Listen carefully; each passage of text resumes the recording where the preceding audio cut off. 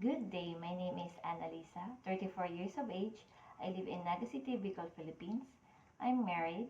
I have two children. One is 11 years old and one is 1 year old. I studied caregiving at University of Nueva Cáceres and I am certified caregiver.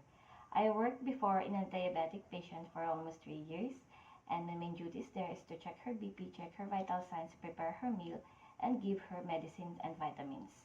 I do also the household chores like cleaning the house, washing the dishes, washing the clothes, ironing, go to the market, and cook some simple dishes. I also work in a 9-year-old boy and my main duties there is to send him and pick him up in school. I also teach him to his assignments and projects. And I do also the household chores. I hope and pray that you will hire me as your nanny.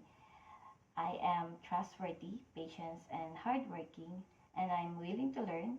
I promise I will obey and follow your instructions. I will do my very best duties. I will finish my contract, and I will take care of your family, especially your kids. I hope to see you soon. Thank you and God bless.